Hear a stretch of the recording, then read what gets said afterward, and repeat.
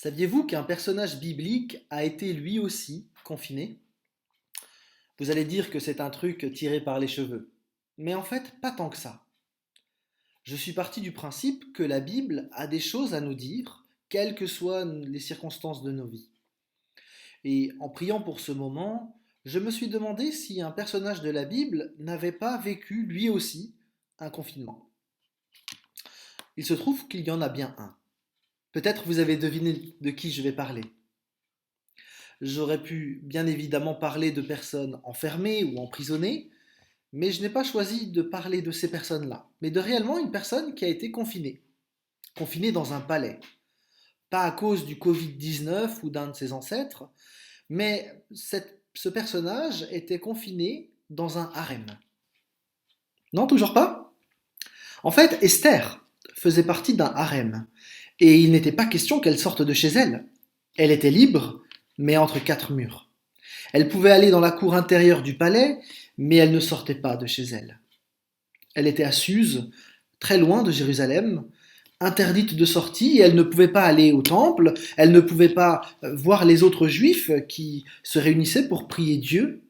En fait, Esther vit sa foi en grande partie seule, isolée, même, et si on le verra ensemble, même si son oncle Mardoché peut l'encourager. Alors c'est vrai, la situation n'est pas absolument semblable, mais vous avouerez qu'il y a des ressemblances. Alors en cette période de confinement, je vous propose de méditer quelques passages du livre d'Esther. Ce petit livre est un livre franchement étonnant. D'abord parce qu'avec le livre de Ruth, c'est le seul ouvrage de l'Ancien Testament qui porte le nom d'une femme. Il est surtout étonnant parce que le nom de Dieu n'apparaît pas dans ce livre. Mais si le nom de Dieu n'apparaît pas, Dieu est malgré tout bien présent. Et il y a toute une série de coïncidences voulues par Dieu qui montrent que Dieu reste au contrôle de l'histoire. Dans le livre d'Esther, Dieu est partout, bien qu'étant invisible. Il contrôle chaque événement dans un but bien précis, la protection qu'il accorde à Israël, puisqu'un génocide va être évité à la fin du livre. Je saute le chapitre 1er, que je vous invite à lire. Ce chapitre explique en effet le contexte qui a conduit l'empereur Xerxès à répudier sa femme, et ce chapitre nous présente l'empereur, roi du monde, incapable de gérer ses pulsions. Désormais, nous allons lire ensemble Esther 2, où nous faisons la connaissance de cette jeune femme. Peut-être quelques mots avant du contexte historique. Notre chapitre commence avec une expression vague, au bout d'un certain temps. En effet, entre le festin du chapitre 1 et ce deuxième chapitre, il y a une grande guerre qui a eu lieu entre les Perses et les Grecs. Et Xerxès était à la tête de cette expédition militaire et ça a été un échec lamentable. Xerxès a été particulièrement humilié. L'armée perse a en fait été battue par un très petit nombre de soldats. Et dégoûté, humilié, blessé dans son orgueil, le roi Xerxès se retire d'abord à Sardes, puis il rentre à Suse. L'historien grec de l'époque, Hérodote, rapporte que pendant ses quartiers d'hiver à Sardes, après sa défaite militaire en Grèce, Xerxès, au lieu de faire la guerre, fit l'amour. Ce même historien, Hérodote, rapporte qu'à Sardes, Xerxès tomba amoureux de la femme de son frère, mais il ne réussit pas à la séduire. Il retourna à Suse et il chercha alors à séduire une autre femme, la fille de son frère, sa nièce, Artanita, avec qui il eut plus de succès, mais cette relation ne dura pas très longtemps. Le roi Xerxès était insatisfait, humilié et blessé dans son orgueil. Je lis maintenant la Bible, Esther chapitre 2, et je vais lire les versets 1 à 18. Au bout d'un certain temps, la colère de l'empereur Xerxès se calma.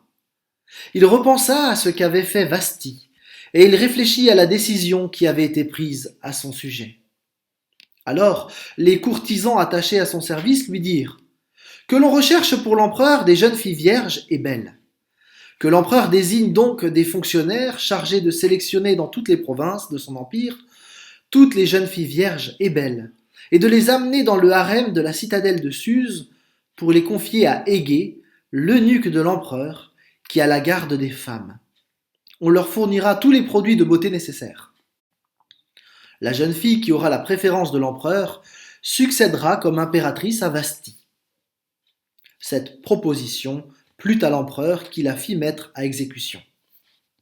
Or, dans la citadelle de Suse vivait un juif nommé Mardochée. Il était fils de Yaïr et descendant de Shimei et de Kish, de la tribu de Benjamin. Sa famille avait été déportée de Jérusalem avec les autres exilés emmenés par Nabuchodonosor, roi de Babylone, en même temps que Jéconia, roi de Juda. Mardochée avait élevé sa cousine Hadassa, c'est-à-dire Esther, orpheline de père et de mère. Cette jeune fille était bien faite et d'une grande beauté. À la mort de ses parents, Mardochée l'avait adoptée comme sa fille. Après la proclamation de l'ordonnance de l'empereur et de son décret, de nombreuses jeunes filles furent rassemblées dans la citadelle de Suse, sous la surveillance de Égée. Esther fut aussi emmenée au palais impérial et confiée aux soins de Égée, le responsable du harem. La jeune fille lui plut et gagna sa faveur. Il se mit en peine de lui fournir tout ce qu'il fallait en produits de beauté et pour son régime. Il mit à sa disposition 7 jeunes servantes, sélectionnées parmi le personnel du palais impérial, et il la transféra, elle et ses servantes, dans le meilleur appartement du harem. Esther n'avait révélé ni sa nation, ni sa famille d'origine, car Mardochée le lui avait interdit. Chaque jour, il se rendait devant la cour du harem pour prendre des nouvelles d'Esther et savoir comment on la traitait. Les jeunes filles se rendaient chacune à son tour chez l'empereur Xerxès, au terme du traitement de beauté prescrit pour 12 mois par le protocole des femmes. Pour ce traitement, on utilisait pendant 6 mois de l'huile de myrrhe et pendant 6 autres mois des baumes aromatiques et divers produits de beauté employés par les femmes. Puis, lorsque venait le tour d'une jeune fille de se rendre chez l'empereur, on lui donnait tout ce qu'elle demandait pour emporter du harem au palais impérial. Elle s'y rendait le soir, et le lendemain matin, elle était conduite dans un second harem et confiée à la responsabilité de Shashgaz, l'eunuque de l'empereur chargé de la garde des épouses de second rang. Elle ne retournait plus chez l'empereur, à moins que celui-ci en manifeste le désir et la fasse appeler par son nom. Quand vint son tour d'aller chez l'empereur, Esther, fille d'Abishaïl, oncle de Mardochée, qui l'avait adoptée comme sa fille, elle ne demanda rien d'autre que ce qu'avait indiqué Égée, l'eunuque de l'empereur gardien des femmes. Elle gagnait la faveur de tous ceux qui la voyaient. C'est le 10e mois, c'est-à-dire au mois de Tébet, de la 7e année du règne, que l'on vint prendre Esther pour l'emmener chez l'empereur au palais impérial. L'empereur aima Esther plus que toutes les autres femmes, et elle gagna sa faveur et sa bienveillance mieux que toutes les autres jeunes filles. Alors, il mit sur sa tête la couronne impériale et la fit proclamer impératrice à la place de Vasti. En son honneur, il organisa un grand banquet pour tous ses ministres et ses hauts fonctionnaires. Ce fut le banquet d'Esther. Il accorda aux provinces des allègements d'impôts et distribua des cadeaux avec une générosité impériale. 4 longues années ont passé depuis la répudiation de Vasti et la colère du roi s'est dissipée. Il a essayé d'oublier sa défaite militaire, de combler le vide de son cœur par des aventures sexuelles, mais rien n'y a fait. Il est comme un lion en cage. Imaginez cet homme qui n'arrive plus à se maîtriser. Il arpente son palais de long en large et il se dit qu'il n'aurait peut-être pas dû agir aussi précipitamment lorsqu'il a répudié sa femme. Suite à sa défaite et ses échecs amoureux, le roi repense en effet à la belle impératrice, la belle Vasti. Il en parle à ses conseillers qui ont des sueurs froides, parce que si Vasti rentre en faveur du roi, tous ceux qui ont voté pour son éviction vont passer à l'échafaud. Ses conseillers donc trouvent une solution et proposent plutôt qu'on remplace l'ancienne impératrice par la plus belle des vierges du royaume. C'est une sorte de grand concours, un peu à la Miss France. Là, on aurait Miss Perse. Et dans toutes les provinces, eh bien, on recherche parmi les jeunes femmes vierges des femmes de belle figure pour trouver une jeune fille qui deviendrait reine à la place de la reine Vasti. Pendant 12 mois, Ces femmes vont être préparées avec des bains d'huile, des baumes aromatiques, 1 an d'esthéticien et de soins, des produits de beauté non-stop pendant 1 an. Ça pourrait faire rêver un certain nombre d'entre vous, mesdames, il me semble. Sauf que tous ces traitements de beauté avaient pour seul but de rendre chaque femme davantage attrayante et agréable au roi. Cette année de préparation était d'abord en vue d'avoir des relations sexuelles pendant une nuit et une seule avec l'empereur. Pour cette seule nuit avec Xerxès, la jeune fille se préparait le mieux possible, portant les vêtements de soie magnifiques, les plus beaux bijoux de tout le royaume. Chacune choisissait ce qui, à ses yeux, allait la mettre en valeur. Et une seule d'entre elles serait retenue comme impératrice.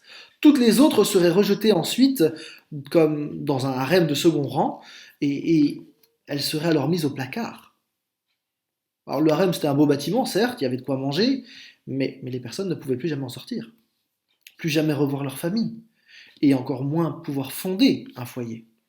Elles étaient ainsi confinées à vie, comme des objets qu'on met dans un placard, dans une belle vitrine, dans l'attente de savoir si l'empereur voudrait encore d'elles au moins une fois. C'était plutôt rare en réalité parce que les rois de l'époque préféraient le neuf à l'occasion. On sait que le fils de Xerxès, par exemple, a eu ainsi 360 femmes de deuxième rang, 360 femmes objets enfermées dans des harems. C'est là où on se rend compte que finalement notre situation de confinement est quand même très loin de la réalité vécue par Esther. On n'a pas besoin de beaucoup d'imagination pour comprendre l'horreur causée par le rassemblement forcé de ces jeunes filles, dont le destin était d'être arrachées à leur famille pour être cloîtrées à vie comme concubines du roi. L'historien latin Joseph considère que 400 jeunes filles ont été ainsi arrachées à leur famille.